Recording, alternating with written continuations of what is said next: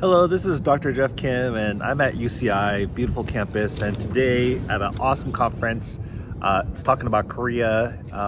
Oftentimes, I think when we think about Korea, we think about the Hallyu movement, which includes K-pop, K-drama, K-beauty products. But oftentimes, what's not talked about are some of the challenges that Korea is facing, which includes some of the lowest birth rates in the entire world. Also the highest suicide rates among youth. The gender equity gap among pay gaps between men and women in Korea is very great. I've heard among the largest. As a result, some people have even called those living in Korea, they'll call it like Hell Chosun, Chosun dynasty being the final dynasty of Korea. There's been a movement called the 4B movement and so forth. And so coming here, I think it's worthwhile to look at what are some of the reasons why those challenges exist. And I think some of the topics being raised give an opportunity to kind of reflect on maybe what is happening and maybe what can be done. So the title of this conference is called The Precarious and Ethics of Care. So when we think about care, I want you to think about like child care, caring for others. Who often does that work? Women. Women oftentimes do this work. So the topic is looking at that in Korea, the precariousness and ethics of care, contemporary Korean women's literature and cinema. And so as I was looking at this conference, it's broken up into 4 different sessions. Session number 1 is care work in neoliberal Korea. Session 2 is trauma and the power of affect. Session 3 is gender care and alternative media. And session 4 is affect, femininity, and the care of the wounded.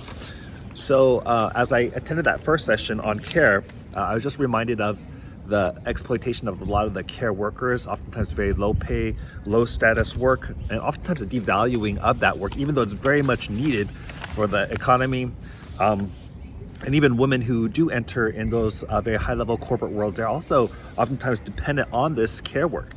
So what is a way to kind of bring awareness and light to, I guess, the importance of this care work, the valuing of it, because it's having a great effect on, as I mentioned earlier, the challenges that Korea is facing.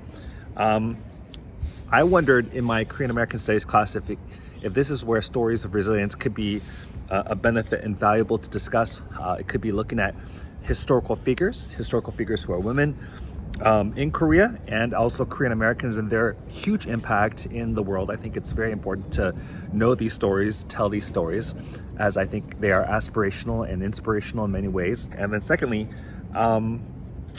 maybe looking at today's women as students think about themselves, or they think about their parents or some of their relatives, creating poems, creating artwork, creating oral histories on the important work of care work that has been done, so that this kind of work can be honored and respected and valued. Once again, will this address all the challenges that Korea is currently facing? I don't think so, but it is a step in the right direction. And I think that's what we got to do. Bringing awareness and taking a step in the right direction, one step in the right direction with love and wisdom can make a huge difference. So the second session was on trauma and affect, and I just really loved how one of the speakers shared about how in South Korea, with all the trauma that's happened there, a lot of the folks have not had the opportunity to really mourn. And some of the works that we looked at like art and comics, graphic novels, or manhwa, and as a way of kind of telling the story and showing expressions of some of the pain that was experienced by the community. And anyways, it made me think about the Korean American Studies course and giving students the opportunity also to create their art, to create their poetry. As you know, we've done Shijo poetry, but to have more places of art and maybe compiling some graphic novels to kind of create a type of story. And if in that space, it does incorporate more room for, I guess, going and discussing your feelings, your thoughts, your emotions, and providing some space for that. If that could be very healing, very powerful.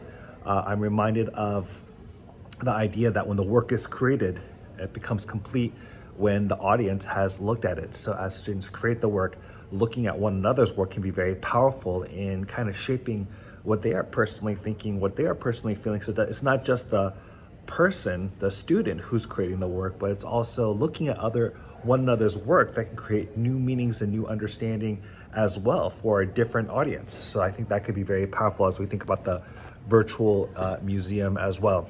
I know in sometimes you look at K-dramas and it's like the only time people can get really serious and talk about how they're feeling is if they get really drunk, right? So what are spaces that can lower the affect so that folks can have these kind of conversations? And I think mediums like art and poetry, graphic novels can be spaces to discuss these things. I thought I would share briefly about the format of the conference. It's broken up into various sessions.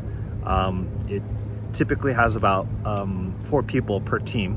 One person is the chair or the discussant who is moderating the discussion or panel presentations.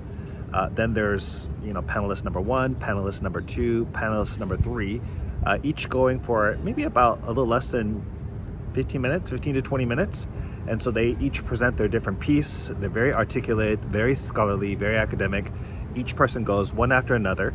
The chair gives a little bit of information, a little bio, a background on each person, and then afterwards provides a lot of very interesting feedback, very deep, detailed feedback and considerations, expert feedback really, and then opens it up for questions to the entire panel. So what you'll see happening is like multiple people will raise their hands and ask their questions. Typically, in these kinds of formats, you answer the questions one by one, but what I thought was interesting was just hearing all the questions first, and then the panelists have a chance to answer what they feel comfortable answering, or what is most relevant, or if there are any themes that are emerging. So I thought that was a really interesting approach today. Once again, it's been session after session, so just today we're going to have 4 sessions. So that's kind of the format of this particular conference, and I thought I'd share that.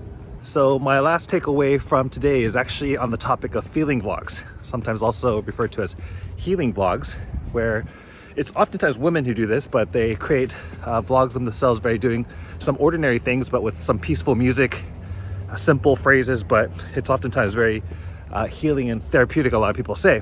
So this made me think about self-care, my students, my Korean American Studies class, and maybe even an assignment in the future where they kind of create a portion of their day that is like a type of self-care for them, and then make a healing vlog for themselves, but perhaps others in the class can watch each other's, and it could be a powerful way of looking at how you take care of yourself through your own self and through your own practices.